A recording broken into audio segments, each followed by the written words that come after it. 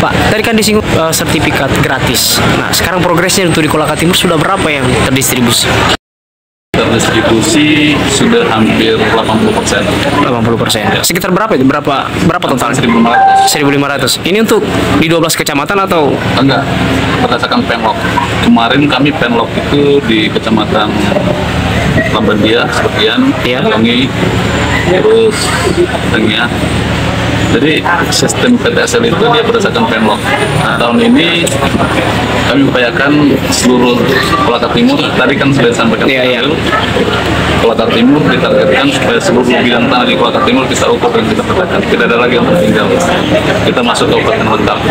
Nah, ini untuk bidang tanah. Terus untuk rumah ibadah, Termasuk rumah ibadah, kita akan sisir. progresnya sekarang rumah ibadah sudah berapa? Sudah hampir 100% juga. Sudah bisa. Ya, ini luar biasa. Jadi terobosan rumah ibadah ini belum pernah terjadi di Sulawesi Tenggara. Saya hanya bincang-bincang sama Bupati, ayo kita bantu tokoh-tokoh agama ini, kasihan masjid, gereja. Kalau masjid sebenarnya bagus karena masjid itu hampir sebagian besar gratis, tidak ada PNBP-nya. Kalau pura dan gereja ada PNBP-nya bahkan juta, 5 juta, 6 juta, kan kasihan. Aduh, Bupati, ayo kita bantu ini supaya kita bantu masyarakat yang lintas agama ini semuanya bisa dilakukan pada hanya pakai tepat. Komitmen saya kan bukan putra daerah sini ya, saya dari Buton. Meskipun saya dari Buton, dimanapun saya ditugaskan, saya harus memberikan yang terbaik untuk tempat tugas saya. Ini pembangunan kantor ini, kalau saya misalkan tidak menganggap ini sebagai tidak ada niatan untuk membangun, mungkin saya acak-acakan ya. Tertera pokoknya mau jadi mau bagus, tapi saya maksimalkan supaya masyarakat Kaltim menikmati. Bang, targetnya untuk program PTS Bang untuk tahun 2025 ada Bang? Dari 2005 ada. Kami untuk sementara targetnya 1.000 bidang.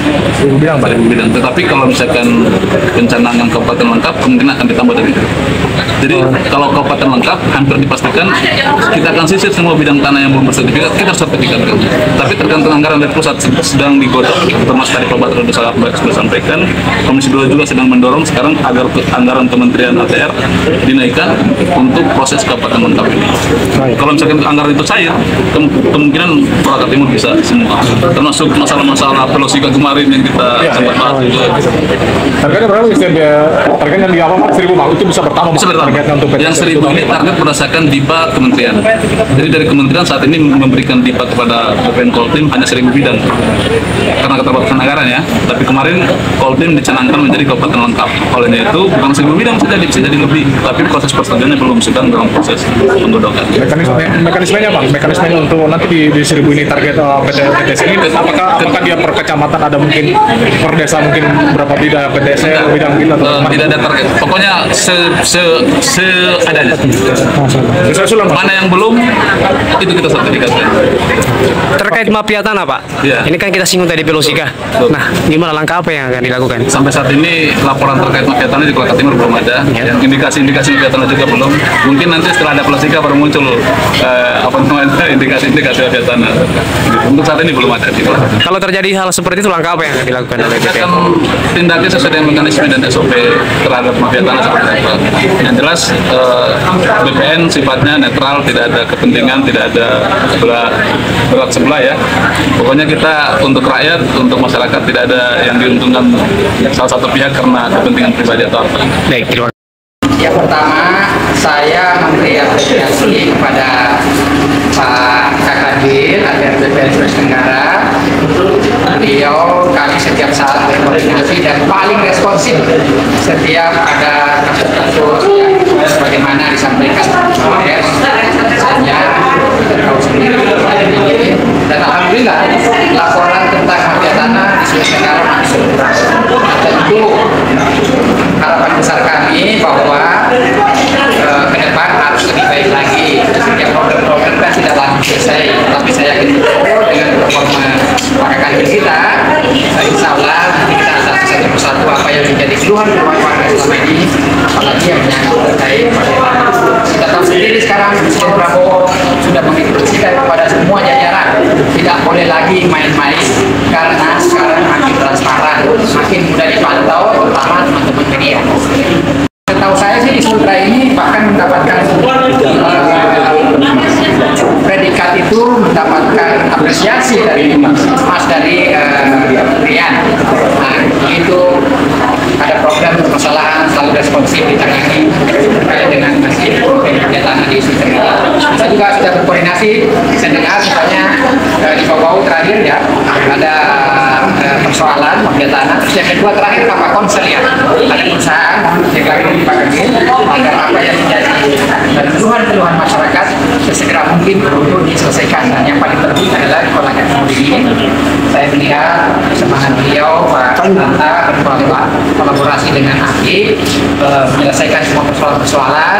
Jadi kantornya sudah sangat bagus, tinggal saya berharap agar pelayanan maksimal seperti tingkatkan.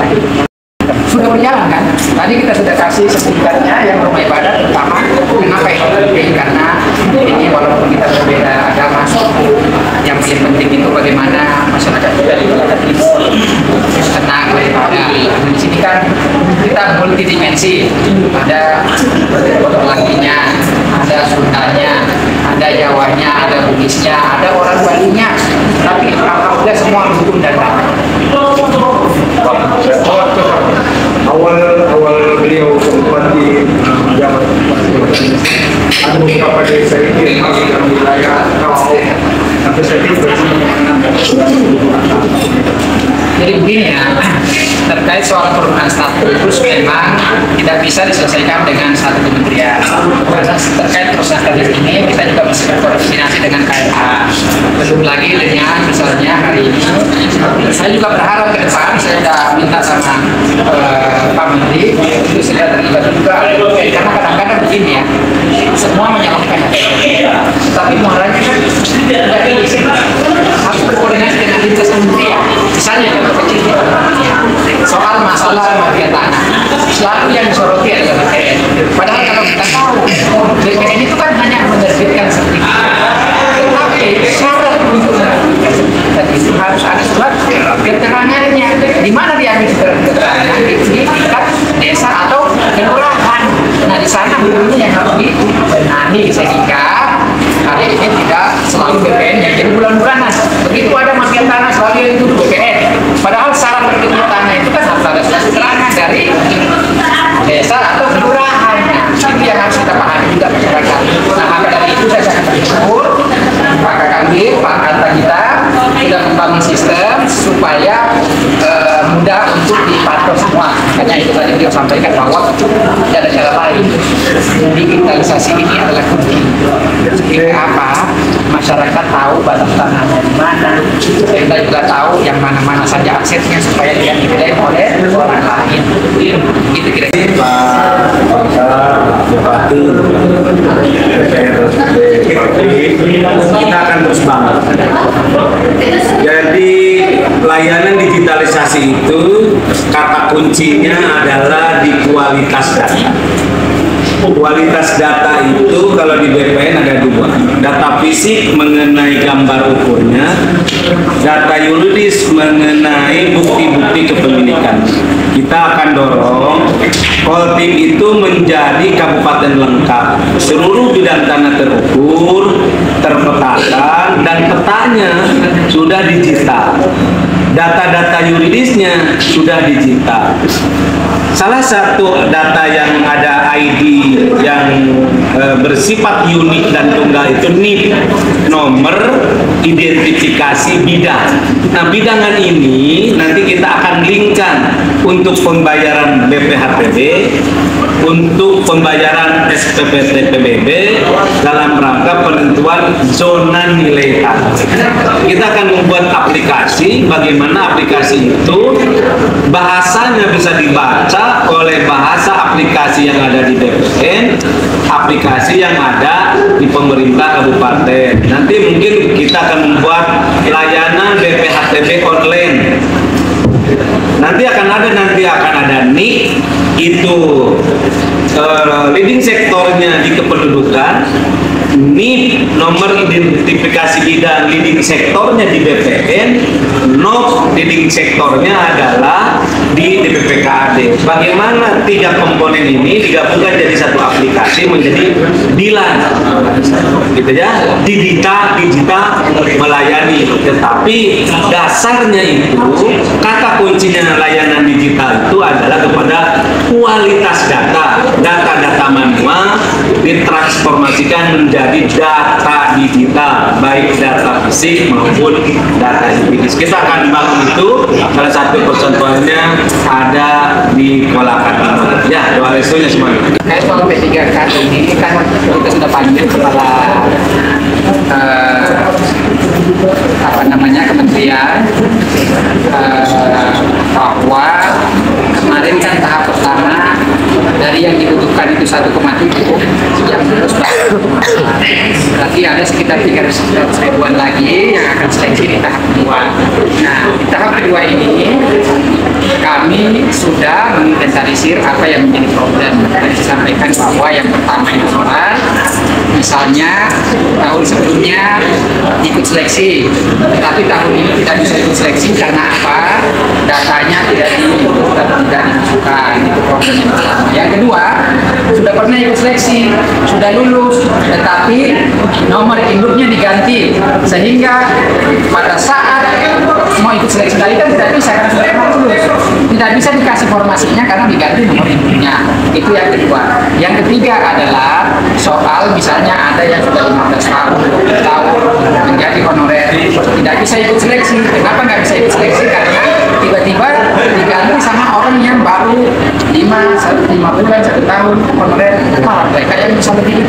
Nah, ini semua yang kami sudah telusuri memang banyak oknum-oknum di daerah orang BKD-nya itu yang seringkali mengganti datanya. Itu yang pertama. Yang kedua, karena banyaknya data, jutaan data ini mau diseleksi, kadang-kadang kita juga memaklumi bahwa kalau tidak diurus dengan rapi, maka kadang-kadang salah memasukkan data.